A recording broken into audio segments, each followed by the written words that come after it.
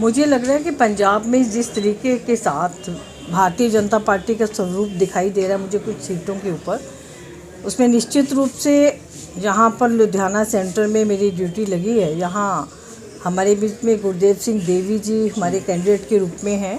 और निश्चित रूप से जहाँ गली मोहल्ले में जाकर मैंने स्वयं देखा, डोर टू डोर कैंपेन में जिस तरह से यहाँ पर औद्योगिक क्षेत्र से जुड़े हुए लोग हैं जो व्यवसाय कर रहे हैं, उनसे जगह जगह पर बात हुई तो इनका एक अच्छा ईमानदार छवि सामने आई है। और कोविड काल में इन्होंने जो काम किया तो लोग भारतीय जनता पार्टी से, मोदी की नीतियों से भी बहुत ज़्यादा संतुष्ट हैं और कैंडिडेट के ऊपर जो है जो प्रभाव वो दिखा रहे हैं, तो मुझे लगता है कि यहाँ पर जीत निश्चित है इनकी।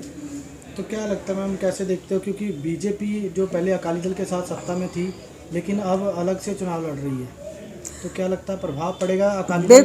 बिल्कुल पहले भी अगर मिलके लड़े हैं तब भी बीजेपी हमेशा सिखों की पक्षधर भी रही है। अगर आपने इस तरह अकालियों के नाम से अगर शुरू किया, आपने दंगों की बात अगर देख लें, किसने जाके उनका साथ दिया। आज अफ़गानिस्तान में जिस तरीके के साथ क्राइसिस आए सिखों के ऊपर, तो मुझे लगता है बीजेपी ने जिस तरीके से उनको संभाला, उनकी वापसी कराई, उनके परिवारों को संभाला।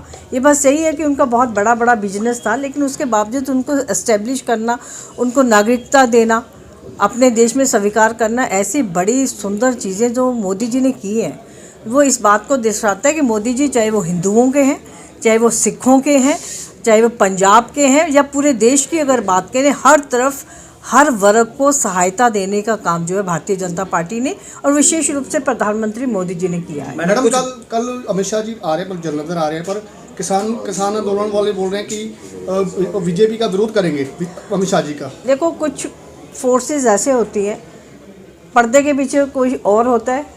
किसान जो है शायद वो खेत तक ही सीमित रह जाता है, लेकिन असली आंदोलन में आगे आने वाले लोग कोई और होते हैं उनके नामों के ऊपर, जो इस तरह की बात की। और बड़ा दिल देखिए नरेंद्र भाई मोदी जी का, जिस तरह से उन्होंने सारे बिल वापस लिए हैं, वो इस बात को दर्शाता है कि जनता जो है उनका डिसीज़न जो है उसको सर्वप्रिय मानते हुए भारतीय जनता पार्टी ने और प्रधानमंत्री नरेंद्र मोदी जी ने उनका समर्थन किया। मैडम वापस लिए हैं बिल, अगर ये बिल पहले वापस ले लिए जाते तो 700 से ज़्यादा किसान ना मरते। देखिए, ये कहने की बातें हैं, कौन मरा कौन नहीं मरा, ये बहुत सारे लोगों के ध्यान में बात चीज़ें हैं। मैंने ऐसे पहले ही कह दिया कि किसान, असल किसान जो वो खेत तक सीमित रहता है, जो खेती करता है वो खेत तक सीमित रहता है। और इसमें आंदोलन के पीछे और कई लोगों का हाथ होता है, लेकिन ठीक है, कानून हो सकता है उसकी बड़ी पॉजिटिविटी भी थी, लेकिन अगर जनता को, लोगों को पसंद नहीं था तो वापस ले लिया, और क्या कर सकते थे। इतने लंबे गैप से क्यों?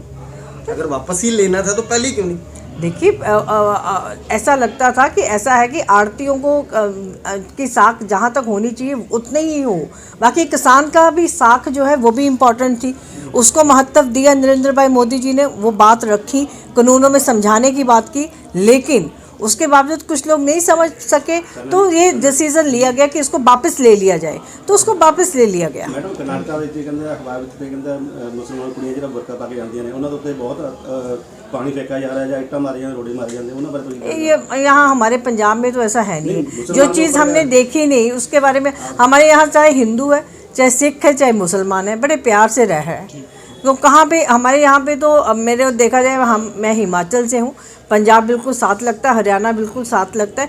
इन एरियाज़ में हमें कोई भी इस तरह की घटना नहीं देखने को मिली। आज भी मैं देख रही थी, मस्जिद के आगे से निकल के आई हूँ, बड़े प्यार के साथ सभी मुसलमान भाई जो अपना व्यापार कर रहे हैं, बहनें घूम रहे हैं, मुझे नहीं लगता ऐसा कुछ है। हाँ, मार्च निकाला गया आज लुधियाना में उसके विरोध में। देखिए, ऐसे है ना, बहुत सारी चीज़ें हैं, हर तरह की शक्ति ताकतें चलती हैं, लेकिन भारतीय जनता पार्टी सबको साथ लेने की बात कर रही है। उन्होंने तो कभी नहीं कहा, इसका विरोध नहीं किया है।